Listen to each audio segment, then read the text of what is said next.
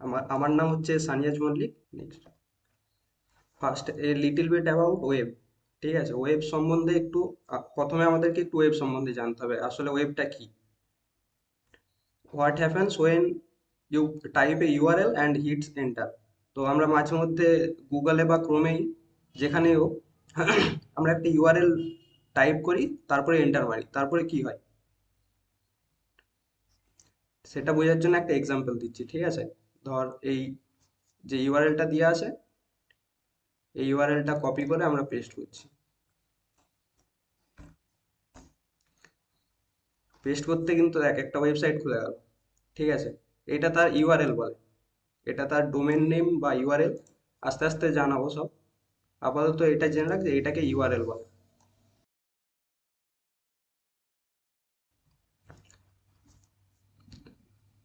তো এই যে ওয়েবসাইটটা যে ওপেন হলো, সেটা কিভাবে ওপেন হলো, মানে I uploaded the code for my web page on a computer that's always running.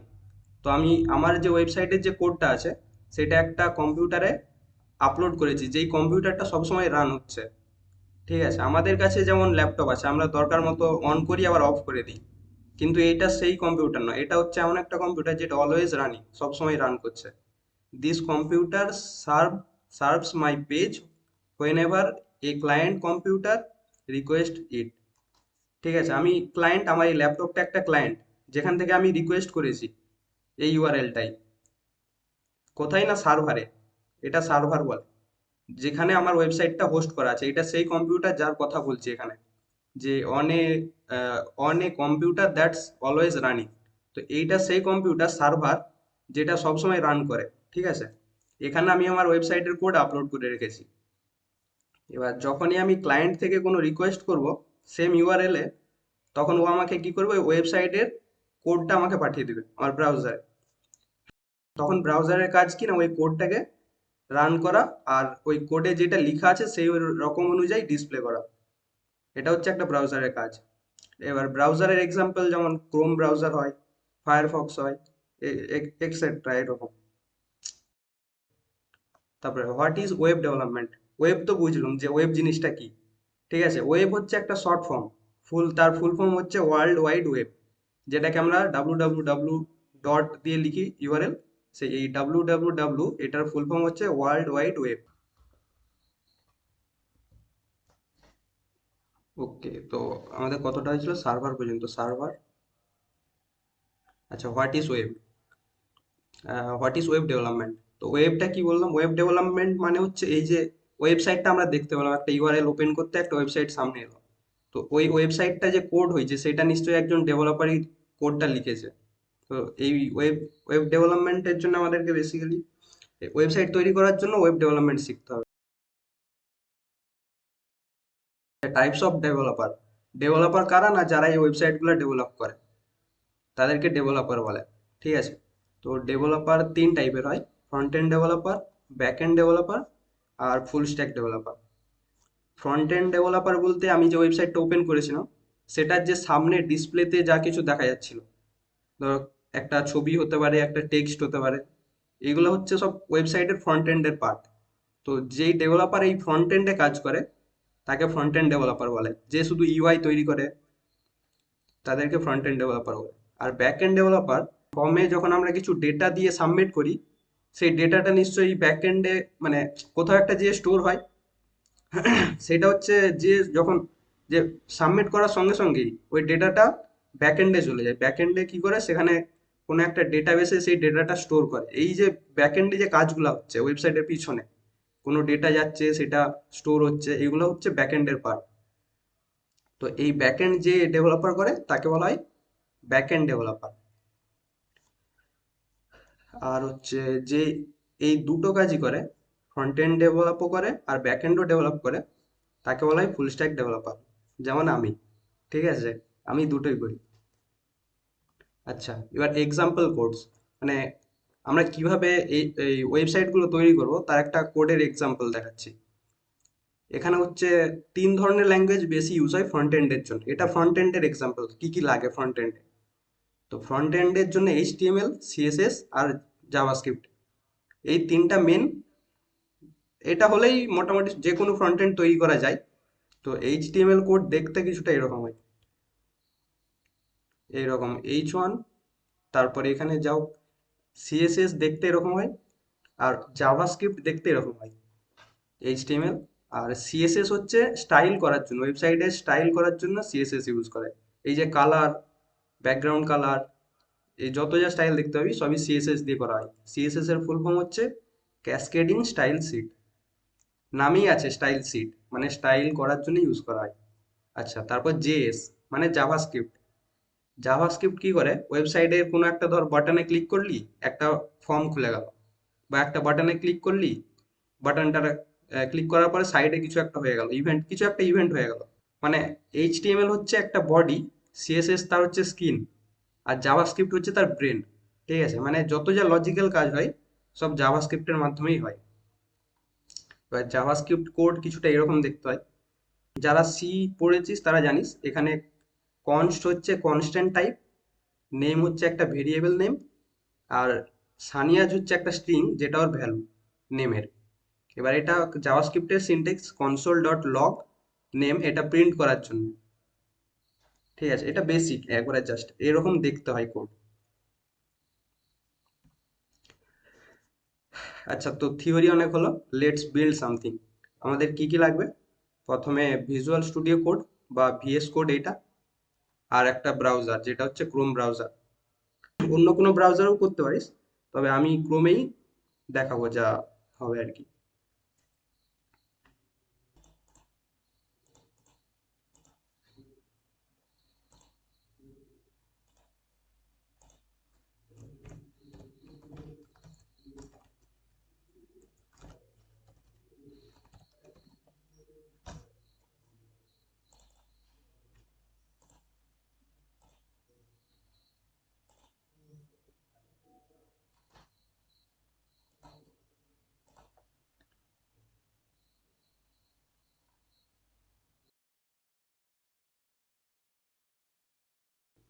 তো এখানে এক্সটেনশনে এসে এখানে সিএসএস স্নিপিট বলে সার্চ কর, SNI,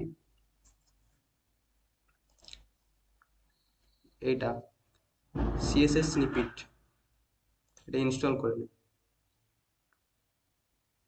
এখানে যা, এখানে যে একটা ফাইল ক্রিয়েট কর, index.html, দিয়ে এন্টার মার। আচ্ছা, আর একটা এক্সটেনশন ইনস্টল করতে হবে। এখানে যা এক্সটেনশনে, এখানে যে সার্চ কর লাইভ সার্ভার। ঠিক আছে, এই এক্সটেনশনটা পাবি,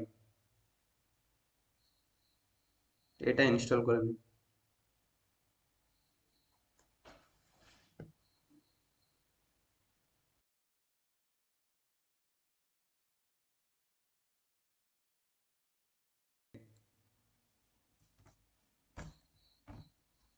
দেখ, ওয়েবসাইট হয়ে গেছে।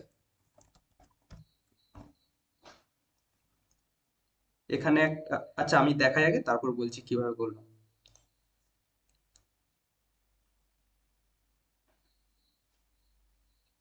ঠিক আছে, এখানে দেখা যাচ্ছে না?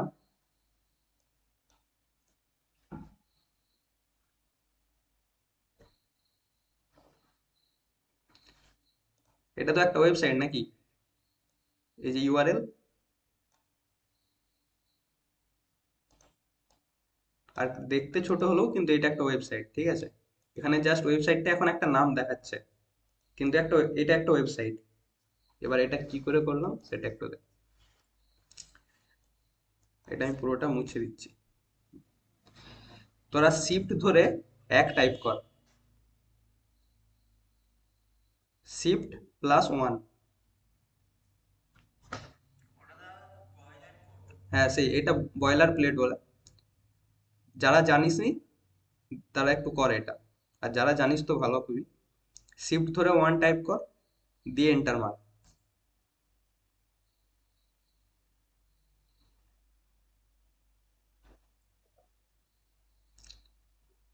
ঠিক আছে, এবার ওয়েবসাইটটাই এটা হচ্ছে বয়লার প্লেট, মানে বারবার নিজেরা না টাইপ করে, এটা জাস্ট একটা টেমপ্লেট আর কি, ফার্স্ট যে শুরু করার জন্য এই টেমপ্লেটটা এইচটিএমএল এর স্নিপেটের মধ্যেই পাওয়া যায়। এইটা এখান থেকে সব যদি উড়িয়ে দিই, আসলে মেইন জিনিস কি কি আছে সেটা দেখাচ্ছি। যারা নতুন তাদের মনে হবে অনেক কিছু আছে, কিন্তু আসলে কি আছে দেখাচ্ছি।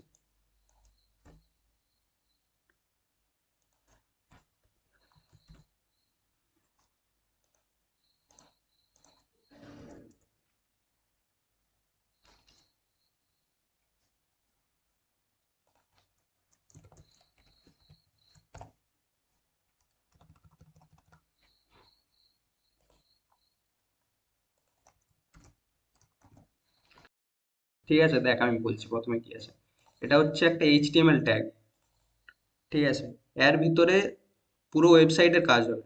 যত কোড লিখবি এই এইচটিএমএল ট্যাগের ভিতরেই পুরোটা হবে। ঠিক আছে, এটা এইচটিএমএল ট্যাগ। এটা হেড ট্যাগ। হেড বলতে মানে ওয়েবসাইটের একবারে উপরের কিছু অংশ এখানে হেডের ভিতরে থাকবে। যেমন তার মধ্যে একটা থাকে টাইটেল বলে।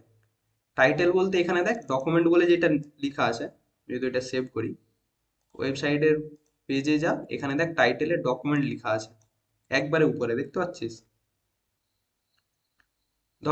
ধর ওয়েবসাইটের এটা লেখা আছে ভিজুয়াল স্টুডিও কোড। এখানে আমার ওয়েবসাইটের উপরে লেখা আছে সানিয়াজ মল্লিক। তো এইটা হচ্ছে এদের টাইটেল। প্রত্যেকটা ওয়েবসাইটে একটা টাইটেল থাকে। তো এখানে যেটা ডকুমেন্ট বলে লেখা আছে, ওটা তোরা যে যার নাম লিখে দে এখানে, দিয়ে সেভ কর ফাইলটা, কন্ট্রোল এস কর। আচ্ছা, যেটা ওপেন করে দিয়েছি ওটা তোদেরকে বলা হয়নি। একটা এক্সটেনশন ডাউনলোড করলি না, এই লাইভ সার্ভার বলে, সেটা, হ্যাঁ সেটা এক্সটেনশনটা দেখ, এখানে একটা অপশন তোরা পাবি গো লাইভ বলে একবারে নিচে। আচ্ছা, যে জিজ্ঞাসা করছিলি লোকাল হোস্ট ব্যাপারটা কি, দেখ আমরা যখন ওয়েবসাইটটা মানে ইন্টারনেটে ডিপ্লয় করে দেবো, ডিপ্লয় করা মানে আপলোড করে দেবো, তখন ওটা একটা মেশিনে রান করবে, ঠিক আছে, সেটা হচ্ছে সার্ভার। কিন্তু আমরা তো এখন ইন্টারনেটে ডিপ্লয় করিনি ওয়েবসাইটটা, ওটা এখন আমাদের লোকাল মেশিনেই আছে। তো লোকাল মেশিন কি করে, একটা ওয়েবসাইটকে নিজে লোকালি সার্ভারের কাজ করে। এখন আমার কম্পিউটারটাই আমার সার্ভার ওই ওয়েবসাইটটার জন্য। তাই জন্য ও লোকাল হোস্টে নিজেকে রান করাচ্ছে। লোকাল হোস্ট বলে দিয়ে তার ফাইলটা নেম, ফাইল নেমটা ওটাকে লোকাল হোস্ট বলে। আচ্ছা দেখ, এখানে বললাম এইচটিএমএল একটা এইচটিএমএল ট্যাগ। ট্যাগ হচ্ছে এই যে এটা হচ্ছে ওপেনিং ট্যাগ, এটা হচ্ছে ক্লোজিং ট্যাগ। কি করে বুঝবো এটা ওপেনিং এটা ক্লোজিং? নিচে দেখ একটা স্ল্যাশ দিয়ে লেখা আছে, আর উপরেরটা দেখ বিনা। ও আচ্ছা আচ্ছা, সরি, স্ক্রিন শেয়ার করতে ভুলে গেছি।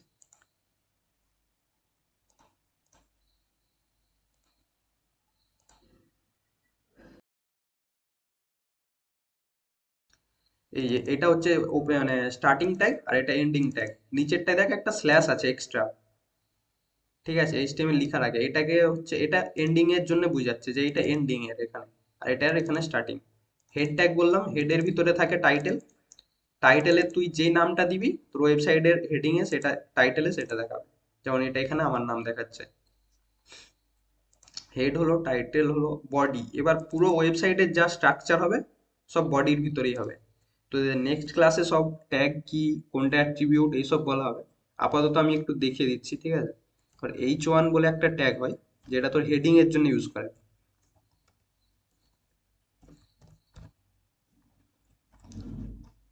আচ্ছা, লাইভ সার্ভ, এই যে এখানে গো লাইভ বলে যারা অপশনটা পাচ্ছিস নিচে, এটাই গো লাইভটাই ক্লিক কর, দেখবি তোদের ওয়েবসাইটটা অটোমেটিক ক্রমে খুলে যাবে এরকম। ঠিক আছে, এটা দেখ হেডিং, হেডিং এর ভিতরে আমি নেম লিখেছিলাম। ঠিক আছে, এ দেখ হেডিং এর ভিতরে আমি নেম লিখেছি, এখানে ওয়েবসাইটের নেম এসে গেছে। আমি ধর আরো একটা যদি লিখি, দেখ আর একটা চলে এলো, নেম সানিয়াজ। এটা হচ্ছে হেডিং ট্যাগ। হ্যাঁ, নোটপ্যাডে করলে হবে, কিন্তু নোটপ্যাড ইউজ করার কোনো দরকার নেই। কারণ যত অ্যাডভান্স জিনিসে শিখবি তোদের ততই ভালো, প্রোডাক্টিভিটি বাড়বে। তোকে যদি এইটাই, এই লাইনটা আমি 4 বার লিখতে বলি, সেম লাইন, তুই নোটপ্যাডে 4 বার লিখবি, কপি পেস্ট মারবি, না হয় লিখবি 4 বার। আমি যদি এখানে লিখতে যাই এটা 4 বার, আমি জাস্ট এইভাবে লিখে দেবো, কতটা স্পিড হবে ভাব। বোঝা গেল? তাছাড়াও আরো আরো অনেক ফিচার আছে, পরে পরে আস্তে আস্তে দেখাবো। তবে নোটপ্যাড কেউ ইউজ করিস নি, ওসব কাজ কলেজের উপরে ছেড়ে দে। যত আউটডেটেড মাল আছে সেগুলাই তোদেরকে শিখাবে, ওগুলো কলেজের উপরে ছাড়, নিজেরা অ্যাডভান্স জিনিস ইউজ কর। আরো কিছু একটা ট্যাগ আছে, তো আমি দেখাচ্ছি। P tag, paragraph. ঠিক আছে, ধর এখানে প্যারাগ্রাফের ভিতরে ধর তোকে নিজেকে, তোর ব্যাপারে কিছু ডেসক্রাইব করতে বলছে, বা র্যান্ডম জাস্ট 15-20টা ওয়ার্ড লিখতে বলেছে। তুই তখন নোটপ্যাডে কিভাবে লিখবি, একটা একটা করে লিখবি, জাস্ট যেমন মাই নেম, এইভাবে একটা একটা করে লিখবি।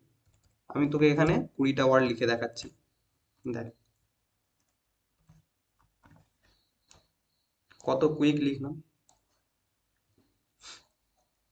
এটা একটা ওয়েবসাইট, এবার ধর সবাইকে যেটা বলছি সবাই তার মতো কর, দিয়ে করে। আচ্ছা, তোদেরকে কি আজকেই কি ইন্টারনেটে ডিপ্লয় করে দেখাবো? জাস্ট মানে একটা লাইফ সাইকেল, যে একটা ওয়েবসাইট কিভাবে তৈরি হয় আর কিভাবে ইন্টারনেটে ডিপ্লয় হয়। হুম। আচ্ছা ঠিক আছে, ধর এই এই ধর ওয়েবসাইটটা একটু ঠিকঠাক করে নে, ঠিক আছে? ধর নেম আছে, নেমের পরে তোর নামটা, পুরো নামটা লিখ, এখানের এই চনটা সরিয়ে দে, এখানে তোর ব্যাপারে যা হোক কিছু একটা লিখে দে, ঠিক আছে? এইরকম। এখন যদি না করতে পারিস কেউ, প্রবলেম নেই, পরে দেখাবো আবার, ঠিক আছে? জাস্ট দেখে রাখ যে কিভাবে হয়। একটা ওয়েবসাইটে যাব আমি,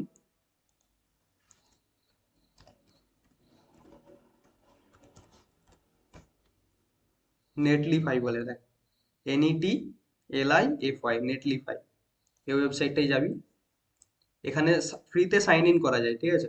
ফ্রিতে, যারা নতুন তারা এখানে সাইন আপ করে নিবি, আর যাদের অ্যাকাউন্ট আছে তারা জাস্ট লগ ইন করলেই হবে।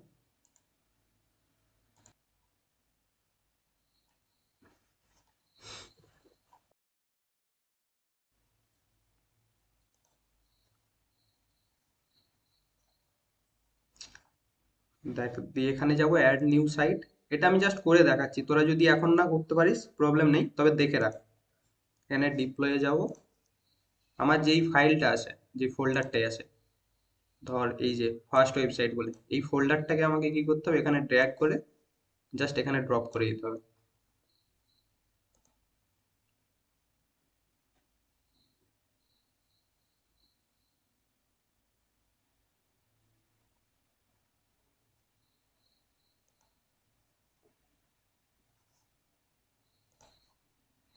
এই দেখ, এইটা একটা লিঙ্ক, ঠিক আছে? এই লিঙ্কটা যেই ওপেন করবি সেই এইটা মানে ওয়েবসাইটটা পেয়ে যাবি, খুল, তাকে শো করাবে। তো ফার্স্ট দিন জাস্ট একটা ইন্ট্রোডাকশন দিলাম তোদেরকে ওয়েবসাইটের সাথে, আর কিভাবে তৈরি হয়, আর লাস্ট ডিপ্লয় করেও দেখালাম। এটা একটা ফ্লো, ঠিক আছে? এটা একটা মানে এটাই লাইফ সাইকেল একটা ওয়েবসাইট তৈরি হওয়ার, আর শেষে এসে ডিপ্লয় হবে। এবার এর মাঝখানে আরো অনেক কিছু আছে যেটা অ্যাডভান্সে আস্তে আস্তে বুঝবি, যে আপডেট হয় ওয়েবসাইট, একই ওয়েবসাইটকে কিভাবে পরে পরে আপডেট করবো, তারপর কালার, কিভাবে কালার টালার চেঞ্জ করা যায়, কিভাবে, এখন তো নিশ্চয়ই ওয়েবসাইট তো নয় এইরকম হয়নি যেরকম তোরা দেখলি, ঠিক আছে? মডার্ন ওয়েবসাইট তো এখন এরকম হয়নি, তো কিভাবে মডার্ন ওয়েবসাইট তৈরি হয় সবই দেখাবো। ধর এই কালারটা, যেটা এই নেম বলে যেটা আছে, এটা ধর কালার তুই চেঞ্জ করতে চাস, তার জন্য তোকে কি করতে হবে,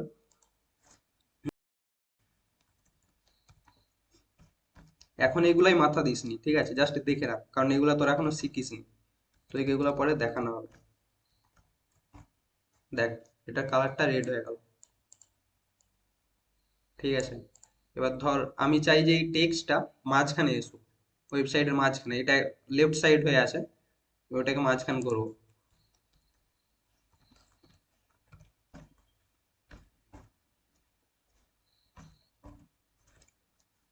টেক্সটটা মাঝখানে চলে গেল।